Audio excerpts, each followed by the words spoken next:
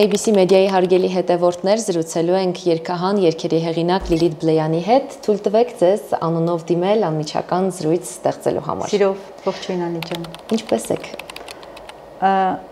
Ամեն ջանք գործադրում եմ, որ լավ լինեմ։ Ստացվում է մեր օրերում։ Այս մեր օրերի նաև մեր շպարտավորություններից մեկն է, որ մենք կարողանանք պահպանել մեզ այն հետո գալիք լավ լուսավոր օրերի համար եւ այնպես անենք, որ դրսում կատարվող այդ ամեն դեպքում բանը վիճակը դա որը մեզ չի սազում ու ինչը մենք պատկերացնում ենք որպես կյանք, որպես մեր բաների իրականացում, մեր այն մանկական պատկերացումների, որտեղ մենք եկել ենք հասել ենք մի տարիքի, որտեղ սկսում ենք իրականացնել այն ինչ մենք պատկերացնում ենք կյանք հասելով, պիտի թույլ չտանք, որ այդ ամեն ինչը մտնի ու իր այդ կեղտոտ հետքերը թողնի մեր ներսի, թույլ տվեք ասեմ, տաճարի վրա, որովհետև մեր ներսում պիտի կրենք այդ փոքրիկ տաճարը, այնպես որ պիտի փորձենք լավ լինել։ Փորձենք, բայց ստացվում է ձեզ մոտ։ Գիտեք, այդ աշխարհը ամեն մեկը բանա ստեղծում է իր համար։ Ես իմ ներսում ունեմ մի հատ փոքրիկ այդպիսի անմատչելի տեղ, որտեղ ստեղծագործություններ են ծնվում, մտքեր են ծնվում, որտեղ իմ ամենաթանկ փոքրիկ իրադարձություններն են տեղի ունենում, կարող եմ ասել, այնպես չի, որ իրադարձությունները միայն արտաքին աշխարհում են տեղի ունենում, մարդու ներսում էլ են, չէ՞, իրադարձություններ ունեք, այսինքն, որտեղ հավաքում են։ Այնտեղ չէ, այնտեղ ուղղակի այդպիսի կյանք կա եւ ես գիտեմ, որ ինձ բանա իմ բաներից մեկն է, խնդիրներից մեկն է այս շրջանում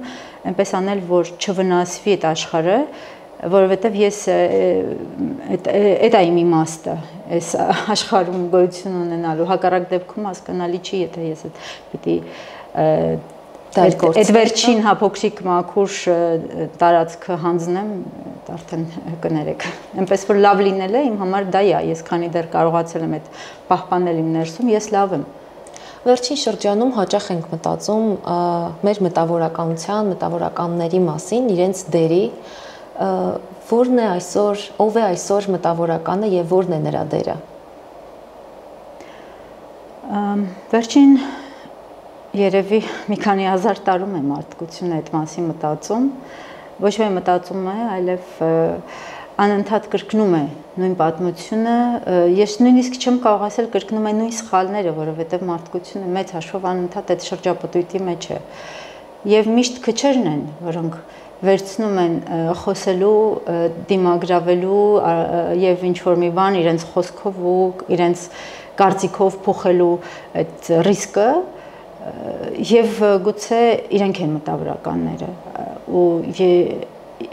դա դժվար հարց է մտավորականներն այսինքն ընդհանրապես ովքեր մտավորականները ես վերջին շրջանում հանդիպում եմ անդադ հարցի ինչու են լռում արվեստագետները ինչու են լռում մտավորականները մի տեսակ այնպեսի բան է այնպես է ստացվում որ մեր հասարակության մտքում եւ հասարակական պահանջի մեջ այդ երկուսը շատ միասնական են գնում, այսինքն մարդիկ, որոնք ստեղծում են արվեստ եւ մարդիկ, որոնք մտավոր գործունեություն են իրականացնում, այստեղ ամեն դեպքում կարելի է փորձել տարանջատել, որովհետեւ արվեստի մարդիկ այդ ինչ որ ի վերուս տրված ինչ որ օժտվածություն ունեցող մարդիկ են, որոնք ստեղծագործում են իրենց աշխարհի մեջ եւ այնտեղ շատ հաճախ իրենց տեմպերը ուրիշ են, գիտեք, այնպես չի, որ իրենք միշտ այս բանի հետ կապը պահում են ներկա իրականության հետ եւ շատ հաճախ իրենք ասենք նկարիչը կարող է ասենք մի քանի տարի շարունակ ինքը որոշել է, որ իր պայքարի ձևը այն ցուցադրությունն է, որ ինքը պիտի անի եւ ինքը մի քանի տարի շարունակ ամփերատար իր արվեստանոցում աշխատում այդ ցուցադրության վրա, որպես իր բողոքի արտահայտման կամ հակառակը իր սիրո արտահայտման ձև կամ նվիրումի արտահայտման ձև։ Դա իրենց խոսելու ձև։ Դա իրենց խոսելու արվեստի լեզուն է, կամ ասենք կոմպոզիտորը աշխատում է մեծ կտավային ստեղծագործության վրա եւ այլն եւ այլն։ Այստեղ ուղղակի գալիս է պահը, երբ զուտ քաղաքացիական կեցվածքի հարցածագում, այսինքն եթե դու ամեն դեպքում ես իրականության մեջ ես, որտեղ կա անարդարություն, որտեղ կան ամենօրյա ոտնահարումներ եւ որտեղ կան կորուստներ, որոնք այլևս երբեք չեն վերադառնալու, գուցե այդ դեպքում այսինքն այն տարածությունը, որի մեջ դու ստեղծագործում ես, այդ քո գնալով կարծես նեղանում է, հա, որի մասն ես դու եւ որը դու անդադ ամեն օր քո ստեղծագործություններով փորձում ես արտահայտել եւ դրանով կիսվել, մի տեսակ այդ տարածքը անդադ նեղանում է, ընդ որում մեր պարագայում եւ ֆիզիկական տարածքն է նեղանում, ասենք մենք կորցնում ենք Արցախի այն կենսական տարածությունը, որը մեզ բոլոր առումներով պետք էր եւ կենսական էր, եւ այնտեղ ստեղծագործական նաեւ այդ բանն էր, չէ՞, ներշնչանքի մի հատ նկարագրելի աղբյուր էր եւ դա ենք մենք սկսում կորցնել, չէ՞, կամած եւ նաեւ այդ արդեն ոչ ֆիզիկական տարածքը, այն տարածքը, որտեղ կարելի է ազատ մտածել, կարելի է ազատ կիսվել քո մտքերով եւ հանկարծ պարզվում է, որ դու գալիս ես եկել հասել ես մի իրականություն, երբ այդ քո ինքնամփոփ ստեղծագործելու եւ արտաքին աշխարհի հետ այդ հարաբերական այդ բանը պահելու, այսպես հա մեկուսացումը որպես ստեղծագործողի, ես իրոք հարգում եմ այդ իրոք այդտեղ բան չեմ տեսնում։ Մարդը իրավունք ունի ինքնամեկուսանալու եւ ստեղծագործելու, բայց փաստը ոնց որ իրականությունը գալիս է եւ այսպես ալիքի պես հարվածում է ու ասում է տես հիմա ասենք մենք այնտեղ ենք, որտեղ քո ասած ամեն բառը քեզ կարող է տանել արդեն իրական մեկուսացման բանտի ճաղերի հետևում եւ ի վերջո այստեղ գիտեք ես կառաջարկեի մի շատ բարձ իրողություն հասկանալ մեր բարձրաստիճան հոգեվորականները, որոնք այսօր հայտնվել են ճաղերի հետևում իրենց քաղաքացիական կեցվածքի շնորհիվ, որովհետև իրենք այս երկրի քաղաքացիներն են եւ իրենց մտավորական կեցվածքի շնորհիվ իրենք այս երկրի մտավորականներն են։ Եվ երբ մենք խոսում ենք ինչու են լռում մտավորականներ, մենք տեսնում ենք, որ այդ մտավորականները, որոնցից շատերը հոգեվորականների շարքերում են, որովհետև մեր հոգեվորականները ստանում են հրաշալի կրթություն եւ իրենք տիրապետում են բազմաթիվ լեզուների եւ ունեն այդ բագաժը եւ ինտելեկտուալ եւ կրթական հնարավորությունները կան, այսինքն իրենք արտահայտվելու։ Չէ, ոչ թե հնարավորությունները կան, իրենք խոսում, այսինքն երբ մենք մեղադրում ենք, որ մտավորականները չեն խոսում, մենք հանկարծ մոռանում ենք, որ այն մարդիկ, որոնք խոսում են, այս պահին արդեն զրկված են խոսելու իրավունքից, որովհետեւ իրենց սահմանափակել են մի քանի մետրանոց խցում։ Այսինքն ինչ է ստացվում։ Մենք մեր այդ պայքարը մեր այդ ստեղծագործական մտքի բանի համար, որ մեզ թողեք, որ մենք բանենք, այսպիսի անհատներ ենք ու մենք մեր ներքին աշխարհի մեջ ենք ապրում, այնտեղից ենք բանանում, ինչի կարիքը ես ինքս նույնպես ունեմ եւ շատ հաճախ ինձ պակասում է այդ լռությունը, այդ կենտրոնացումը, ես շատ պրոյեկտներ ու շատ հետաքրքիր մտքեր արդեն գիտեք վերջին տարիներին ինչքան բան եմ հետաձգել, չհասցնելով գնալ դրանց հետևից, հասկանալով հանդերձ, որ եթե ես այդ ամեն ինչը հասցնեի իրականացնել, գուցե իմ, ասենք այսպես, էգոիստաբար նայելու դեպքում իմ մասնագիտական աճը, իմ անձնական այսպես ձեռքբերումները շատ ավելին կլինեին, քան հիմա են, որովհետև ես անդադ ստիպված եմ եղել այդ ամեն ինչը հիմա չկա այդ արտաքին միջավայրը, որտեղ կարելի է օրինակ ստեղծագործել, ձեր ասածից սա հասկացա, բայց դուք մտածել եք երբևէ ինչ պետք է ստեղծվի, որ դուք էլ լռեք եւ անիմաստ համարեք խոսելը։ Երեք լավ բան տեսանք, իլյուստրացիա տեսանք փակվող բերանի, չէ՞, ասենց պարզ մի հատ այդպիսի հետաքրքիր պատկեր էր, ինչպես է փակվում մարդու բերանը, երբ ինքը փորձում է միայնակ ամբողջի միջից, ընդ որում արհեստականորեն գեներացված, հավաքված ամբողջի այդ բանի դեմ գնալ, այնքան այդ ավելի լավ իլյուստրացիա հնարավոր չէր ուղղակի մտածել, այնպես է ստացվում, որ մեր լավագույն պերֆորմանսները, արվեստային ակտերը այսօր ստեղծվում են հենց այդ միջավայրերում, այսինքն ավելի ուժեղ արվեստային ակտ այսօր մեր Հայաստանում ստեղծագործող որևէ արտիստ դեռևս չի կարողացել անել, մտածելով, մտքերով, կենտրոնանալով իր այդ արվեստային միջավայրի մեջ փակվելով, ավելի անմիջական ու ճշգրիտ ու այսպես թիրախին խփող արվեստային ակտ, քան 3 հովանավանքում երիտասարդը Հայկը, որ կանգնեց ու ասեց իր միակի խոսքը ասեց, այդ պահին այսպես բարձր եւ անմիջապես փակվեց բերանը։ Եթե կհիշեք, մենք ունեցել ենք Լաչինի միջանցքի փակման ժամանակ այդ սպանված աղավնին, որը անմիջապես դարձավ ինքը նույնպես բան չէր, մտածված չէր, չէ՞ որ կարող է լինել այդպիսի մի բան ու հանկարծ բնականորեն մեր արտիստներից մեկը անմիջապես խլեց այդ պատկերը ու դարձրեց ճնշված Արցախի խորհրդանիշ, այսինքն խեղդվող, սպանվող թռչնի։ Լավ նկարագիր, այսինքն այդ վիճակի համար։ Ինքը չէ, ինքը ոչ թե նկարագիր է, ինքը հենց դա է։ Ու երեք այն ինչ կատարվեց այնտեղ հենց այն էր ինչ կատարվում է մեզ հետ։ Եվ եթե արվեստը իրական է, եւ եթե արվեստագետը ստեղծում է իրական գործ, ինքը իրականության միջից է դա ստեղծում։ Հիմա ինչ է կատարվում, ամենացավալի բանը, որ կատարվում է, դա որ մենք եկել հասել ենք մի պահի, երբ են մարդիկ, որոնք արվեստ են ստեղծում, այդ արվեստը ստեղծում են հենց իրենց ստեղծած փակ աշխարհի մեջ իրականությունից դուրս։ Օրինակ ինձ համար իմ երգերը ես հատուկ սկսել եմ գրել շատ արհեստական միջավայր ստեղծելով ինձ համար, ինձ դուր չի գալիս իրականությունը։ Ես շատ իրատես, շատ իրականությանը կպած, այսպես սերտաճած մարդ եմ, ընդհանրապես իլյուզիաներ քիչ ունեմ, շատ ռեալիստ եմ, բայց այն իրականությունը, որի մեջ ես ապրում, ինձ դուր չի գալիս։ Եվ ես որոշեցի մի պահից, որպես լրագրությունից դուրս գալ ու ստեղծել իմ իրականությունը, այնտեղ ստեղծել իմ երգերը։ Ու ինձ շատ ավելի հեշտ է դա անել, որովհետև իմ երգերը արդեն դրանք լրիվ ինտիմ, ներքին ինչ-որ շեբաների եւ այլն եւ այլն, բայց չի ստացվում։ Ես հասկանում եմ, որ այն պահին, երբ ես փորձում եմ ոտքս դուրս դնել այսօր կատարվողից, այդ իրականությունից, ինձ մոտ այնպիսի արհեստական նոտաներ են մտնում։ Ես ամաչում եմ այն երգերի համար, որոնք ես կարող եմ հանկարծ որոշեմ այդպես արհեստականորեն ստեղծել երգեր ու դեռ մյուսներին էլ ասել, գիտեք, լսեք։ Այնպես որ այս իրականությունը իրական արվեստագետի համար շատ հարուստ նյութ է տալիս, արտիստի համար, ստեղծագործող մարդու համար։ Իսկ մտավորականի համար, եւ մենք դեռ պիտի հասկանանք ում նկատի ունենք ներկա հայ մտավորական ասելով, այն մարդու, որը ստեղծում է մտավոր արտադրանք, այսինքն դրանք փիլիսոփաներն են, շատ քիչ ունենք այսօր գործող փիլիսոփաներ, ովքեր իրենց անվան տակ կարող են այդ ենթագրերով գրել փիլիսոփա, իրենցից շատերը իդեպ շատ ակտիվ այս պահին հետաքրքիր հասարակական գործունեություն են ծավալում, որովհետև այդ բագաժը իրանց թույլ է տալիս դա։ Բայց գալով մեր հարցին, հա, հիմա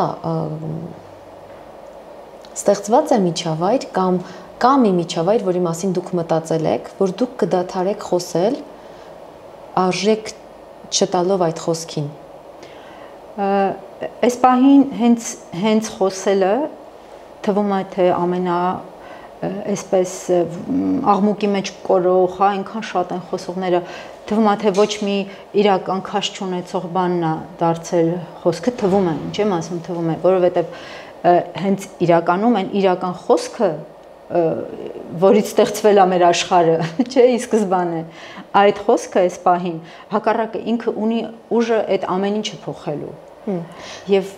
հենց դա չթերագնահատելով ու հենց դրա դերը հասկանալով,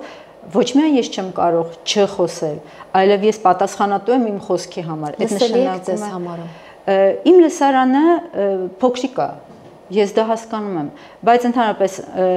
մարդը, որը ընտրում է այդ ճանապարհը հաղորդակցվել իր լսարանի հետ, իրականում երգերով էլ չէ, ես հաղորդակցվում եմ իմ լսարանի հետ։ Եթե ես ընտրում եմ այդ ճանապարհը, ուրեմն ես չպիտի մտածեմ իմ լսարանը փոքր է, փոքր չի, արժեք ունի, չունի, չէ, ես ուրեմն ստեղծում եմ իմ հարաբերությունները այդ մարդկանց հետ, որովհետև եթե այդ մարդիկ պարզվում է, լսում են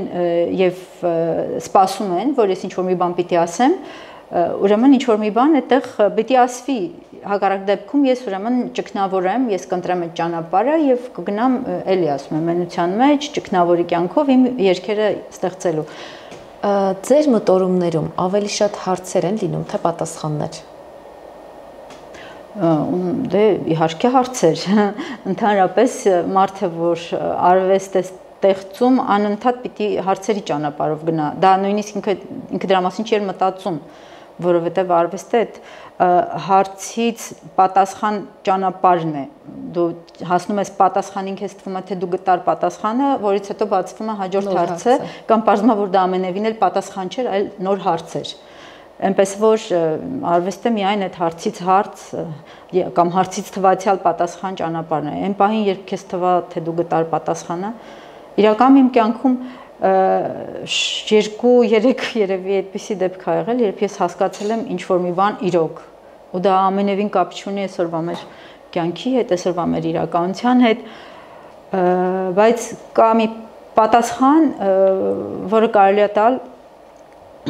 բոլոր կասկածողներին, կարելի ասել,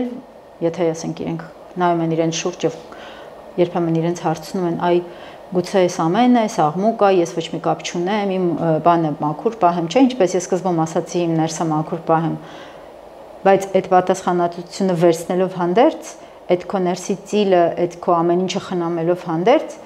դու արդեն բան ես, պատասխանատու ես այն քո աշխարհի համար, որտեղ դու ստեղծագործում ես, որտեղ դու ապրում ես։ Հիմա քո այդ աշխարհը վտանգի տակ է։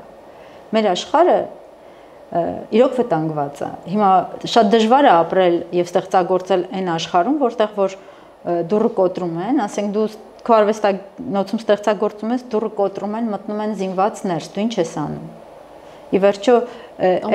ես դա մետաֆորիկ եմ ասում, դա ասենք հիմա մենք զգում ենք, որ մեզ վրա հարձակում է գնում, բայց նույն Արցախում ստեղծագործող մարդիկ, որոնք էլի մտածում են, որ իրենք կփակվեն իրենց արվեստանոցում կամ իրենց գրադարանում եւ կստեղծագործեն, իրենց դուռը բիրտ ուժը կոտրեց եւ մտավ ներս եւ բարձվեց, որ չկա այն պաշտպանը։ Այսինքն մենք այդ հակադրության բանից պիտի դուրս գանք։ Արվեստը սիրում է, արվեստագետները սիրում են հակադրություններ, ընդհանրապես բանի աշխարհը անդադ պիտի դու այդ, չէ, հարցերի մեջ լինես եւ այլն։ Բայց կա ֆիզիկական աշխարհ, որտեղ մարդը իր ֆիզիկական այդ բանով ապրում է եւ մի այսպիսի փոքր բան բերեմ, էլի, նույնիսկ լավագույն մտածողները, նույնիսկ ամենահարուստ մարդիկ, նույնիսկ ամենապաշտպանված մարդիկ, նույնիսկ չգիտեմ, չկա աշխարհում մի մարդ, որը չի ուզում տուն ունենալ։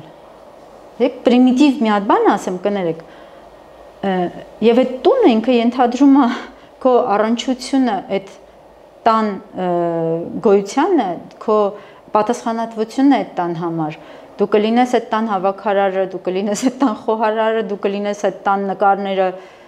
ներկող այդ, չգիտեմ, տանիքի վարպետը, ինչ ուզում ես եղի, դու այդ տան պատասխանատուներից ես։ Եթե մենք հիմա մեր վրայից հանում ենք այդ պատասխանատվությունը եւ այդ տանը վերաբերվում ենք որպես մի հյուրանոցի, որպես մի պատահական տարածքի, որտեղ մեզ տրված այդ առավելությունը ուղղակի, հա, ինչ որ մի թիթեռնիկի պես ապրելու եւ ստեղծագործելու եւ հետաքրքիր մտքեր գեներացնելու, դա իհարկե ընտրություն է, այդպես կարող է լինել, բայց այդ դեպքում չպիտի բողոքենք, եթե վաղ այդ տարածքը չլինի մեզնից խլվի։ Մա վերցնում ենք պատասխանատվություն, թե չենք վերցնում, էսա, այսինքն մտածող մարդը վերցնում է այսօր պատասխանատվություն, եթե մտավորականը մտածողն է, թե չի վերցնում։ Հիմա այս հարցին պիտի պատասխանենք։ Դուք հանրային մի հարց եք ուղղել ձեր գրառումներից մեկում, մեջբերում եմ,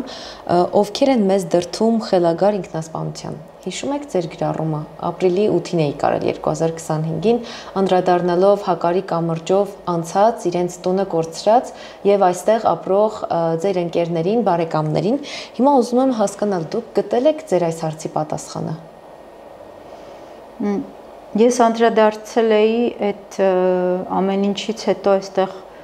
հայտնված մեր ընկերների, մեր հարազատների վրա չդադարող հարձակումներին, որոնք ուղղակի չի կարող տեղավորվել որևէ բանական, նույնիսկ մտավորական պետք չի լինել, հա, ինքդ քեզ կարծես, որ զգաս այդ սարսափը, որ կատարվում է իրան շուրջ, եւ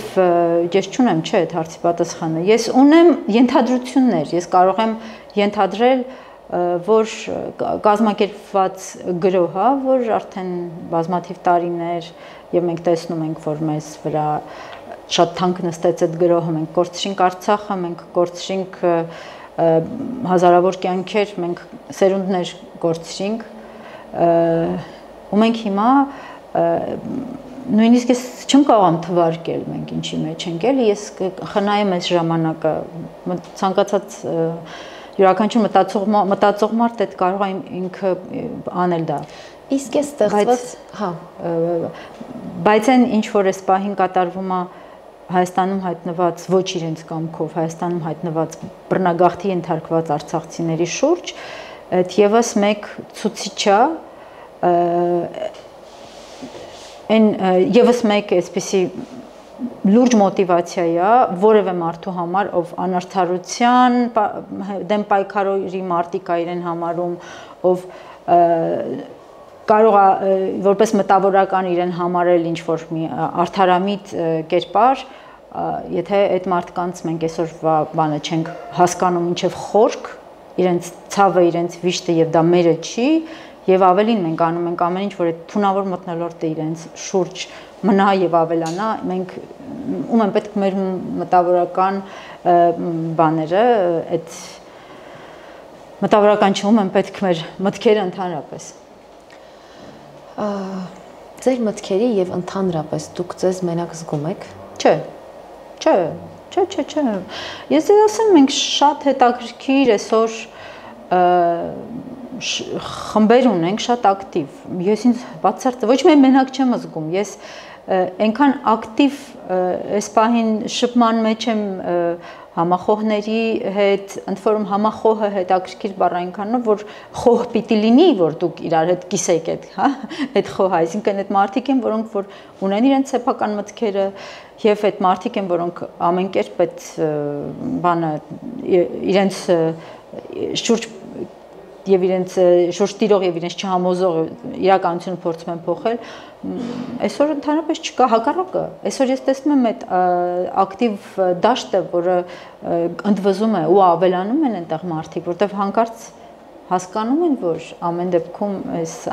ամեն ինչը արդար չէր, ոչ մեկի զգացողությունը, չէ, որ ձեր մտորումների հետ մենակ չեք ու գտնում եք մարդկանց, ում հետ կարելի է խորհել Հա, ես չեմ իմը համարում միայն այդ մտքերը, որովհետև ես տեսնում եմ, որ դրանք բնական մտքեր են, բնականորեն ծագող եւ իհարկե այն ամեն ինչ կատարվում է մեր շուրջ, միանգամից ծնունդ է տալիս այդ ինքնապաշտպանական մտքերի եւ գործողությունների։ Տեսեք, այդ քննարկումների ժամանակ հավանաբար որոշ լուծումներ դուք ձեր մեջ կարողանում եք գտնել, որը կարող է նաև բուժում լինել մյուսների համար։ Օրինակ, ես այսօր աշխատանքս գործունեությունս կավարտեմ ու կդառնամ քաղաքացի Անի Աբաղյանը։ Ինչ անի ինքը այս իրավիճակում։ Այսօր չգիտեմ, բայց օրինակ 5 շաբթի, ամեն 5 շաբթի ժամը 4-ին, երբեմն ժամը 2-ին, Բագրատ Սրբազանի եւ մյուս հանիրավի կալանավորվածների դատական ուղղակի ծիծաղելի նիստն է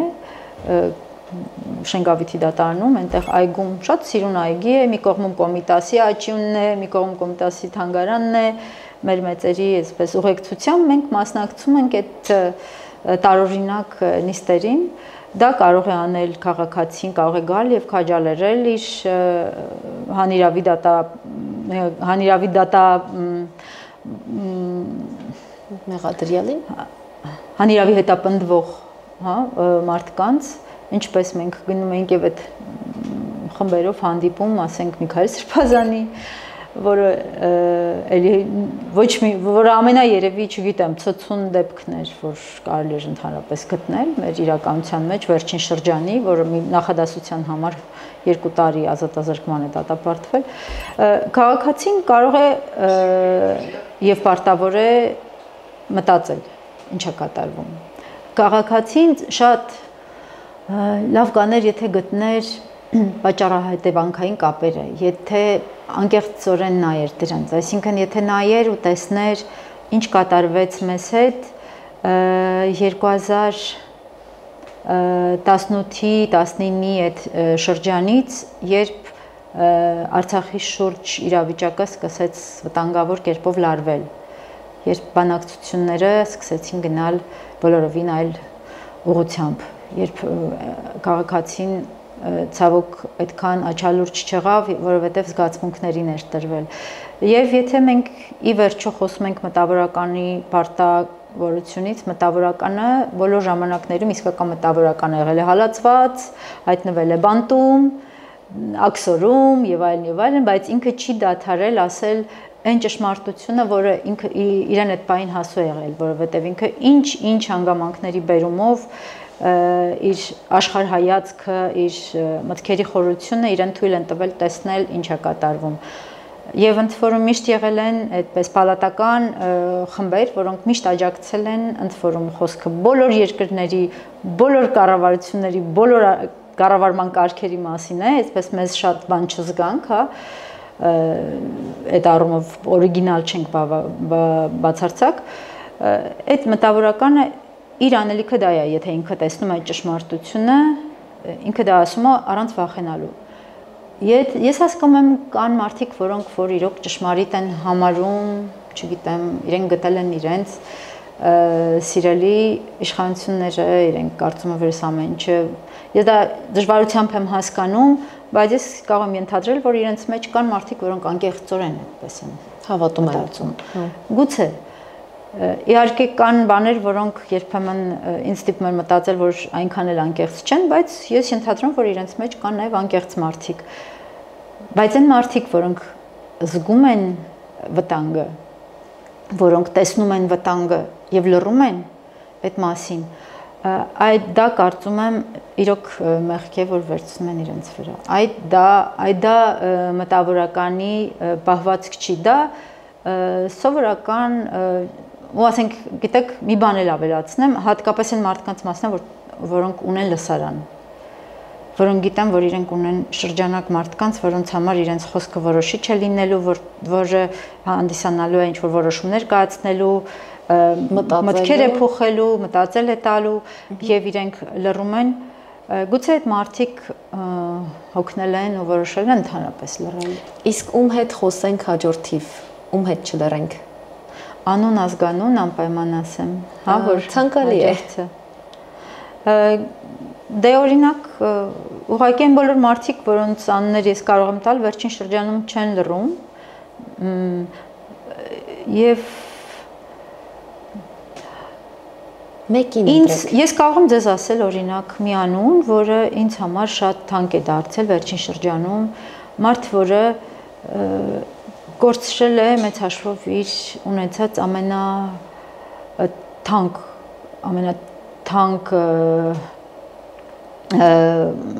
իր աշխարհն է կորցրել մեծ հաշվով եւ այսքանից հետո ինքը չի դադարում իր պայքարը լավ բառ չի, ինքը չի դադարում իր այդ ճանապարհով գնալ համառորեն եւ խոսել։ Ես շատ եմ սիրում Ալիսային Գևորգյան եւ եթե մենք խոսում ենք մտավորականների մասին, ահա ձեզ մարդ, որը մտածում է, որը վերլուծում է, որը չի լռում, որը անկեղծ է, որը ազնիվ է, որին նույնիսկ այդ կորուստները հետ չեն պահում եւ չեն ասում գնա մտիր մնա քո այդ վշտի մեջ եւ ինքը չի դադարում կիսվել իր ունեցածով։ Ես տեսնում եմ իրեն որպես այսօրվա մեր մեծ մտավորականներից մեկը։ Շնորհակալություն, հարգելի հետևորդներ, հիշեցնեմ զրուցում էի երգահան երգերի հեղինակ Լիլիթ Բլեյանի հետ։